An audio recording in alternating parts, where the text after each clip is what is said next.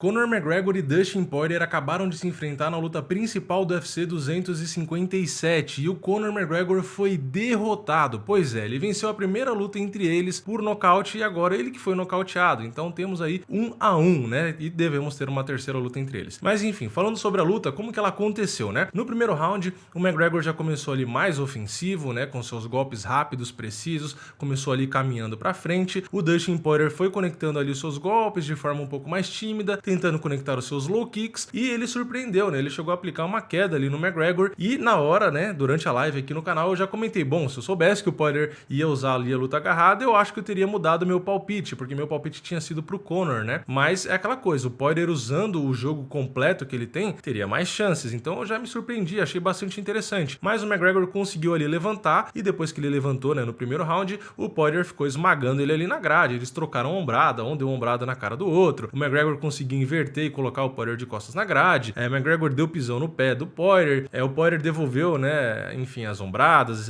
o McGregor deu tapa de mão aberta ali na frente, né, do rosto do Poirier, enfim, teve um monte de coisa ali diferente, né, um tentando colocar a cabeça, né, no rosto do outro para incomodar, ficou esse trabalho de grade ali bastante tempo, né, nesse primeiro round, mas apesar disso e do McGregor ter tomado a queda ali, ele conectou mais golpes, né, então ele foi o cara que conseguiu pontuar mais, então na minha opinião ele tinha vencido o primeiro round. Aí fomos para o segundo round, né? Mesma coisa, o McGregor caminhando para frente, né? Postura mais agressiva, só que tomando ainda os low kicks, né? Um ou outro low kick ele conseguia ali realmente virar a canela e meio que fazer um bloqueio, mas realmente tomou alguns. Ele tentou devolver também alguns low kicks, né? Também aplicou, também tentou aplicar chute alto ali, mas no geral ele acabou recebendo muitos chutes ali que deu para perceber que a base dele, né? A movimentação dele ficou um pouquinho mais parada. A gente tá acostumado com aquele McGregor meio saltitante, com aquela guarda de karateca, controlando a distância bem de longe, e a gente meio que não viu isso, né? Ele tava com a guarda um pouco mais alta, né, do que ele geralmente fica, e ele não tava fazendo esse saltitando, né, ficando na ponta dos pés ali como ele fica, batendo,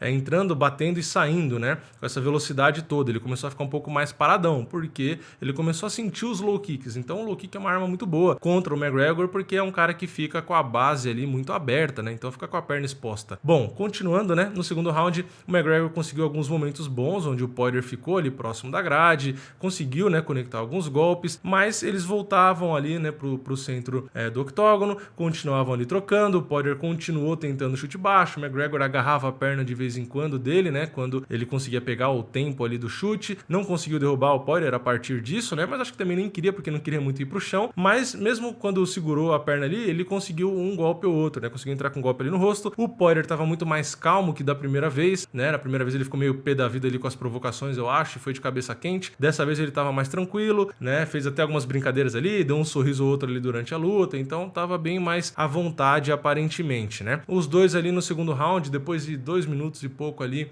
de luta, começou a ficar uma luta um pouco mais equilibrada, né. Se no primeiro round o McGregor tava um pouquinho melhor na trocação, no segundo, apesar de ter menos volume ali o Poirier, ficou um pouco mais equilibrado, né, ele tomava alguns, mas conseguia se esquivar de alguns também e conectar alguns de volta, então começou a ficar um pouco mais parelho e o Poirier foi misturando ali os low kicks com os golpes na mão, né, foi combinando mais golpes, então o McGregor em determinado momento tomou, né, nessa trocação aí, acabou recebendo um golpe, deu uma sentida e foi pra grade, né, o Poirier tava na grade, mas ele girou e ele foi colocar o McGregor ali na grade, aí o McGregor tomou um golpe, sentiu, ficou ali de alvo fixo na grade, o Poirier jogou mais um, conectou, McGregor tentou mexer a cabeça ali pra evitar, evitou alguns, mas depois entrou mais um, então tomou uns 4, 5 golpes ali limpos e o McGregor começou a sentir até que ele caiu. Quando ele caiu, tomou mais um ali no ground and pound só pra confirmar e o juiz teve que interromper, né? O McGregor realmente ficou meio mal ali, né? Ficou com o olho meio, né? Aquele olho meio de sono, farol baixo, né? Porque realmente ficou grog ali, né? Acabou recebendo os golpes com pressão. Então, na hora que ele parou ali na grade, ficou de alvo fixo, com o Poirier ainda no segundo round, com muito gás pra bater, com a mão pesada que ele tem, era tudo que ele precisava, né? Então aí saiu conectando tudo ali e realmente conseguiu a vitória. Foi uma luta bastante legal, né? Uma luta interessante. Não teve tanto tempo assim de trocação, né? Não foi 3, 4 rounds ali, mas já durou mais que um round. Foi bastante interessante. Gostei do resultado. Os dois continuaram se respeitando mesmo depois da luta. A postura não mudou. Os dois continuaram se respeitando. E o McGregor falou aquilo, né? Que era o óbvio, né? Que tá 1-1, né? E o próprio Poirier também, na hora que o Bruce Buffer anunciou a vitória, fez que tava 1-1 na câmera. Falou também na entrevista ali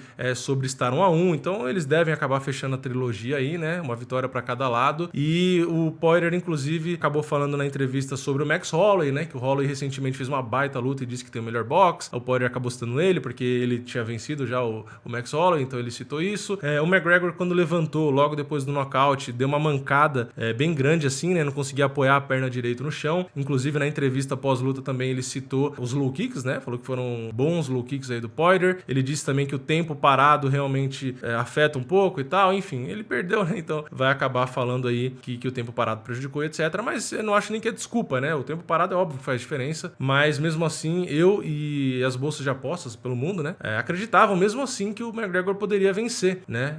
E foi o que eu falei nos vídeos de pré-evento, né? O Poirier é bom na média e na curta ali, com os golpes curtos, né? Que na longa, geralmente, o McGregor é melhor. Só que o Poirier foi inteligente, né? Porque o chute na perna do McGregor tirou essa mobilidade dele e fez com que ele ficasse um alvo mais fixo. E o McGregor, quando parou na grade e acabou aceitando esses golpes na média pra curta do Poirier, que é o forte dele, ele não aguentou. Um plano de jogo bem legal, ele misturou ali as quedas, deixou o McGregor preocupado, justamente se fica esperto com queda ou fica com a guarda alta. E aí tomou um monte de low kick e ficou sem movimentação. Então, deu pra ver que o McGregor realmente acabou sucumbindo aí, né, na inteligência até, no plano de luta bem elaborado do Poirier. E no geral, mesmo no primeiro round, eu não achei o McGregor com a mesma base, com a mesma mobilidade que ele tem geralmente, que ele fica saltitando naquele estilo karateka de entra, sai, entra, sai, entra, sai. Ele não fez isso, né? Ele ficou um pouco mais estático. E aí, com o chute baixo ainda, só piorou e acabou sofrendo um nocaute. Enfim, como eu disse, devemos ter a trilogia, né? O fechamento aí, já que tem uma vitória para cada lado, e isso deixa a categoria peso leve do UFC ainda mais embolada, né? Se já era uma categoria difícil de saber o que ia acontecer por conta do Khabib Nurmagomedov, que em teoria ainda continua como campeão, pelo menos no site oficial do UFC, a gente vai ficar sem saber aí o que vai rolar, né? Se vai ter a trilogia. A gente teve o Chandler vencendo o Dan Hooker, o Chandler que veio de outro evento, então também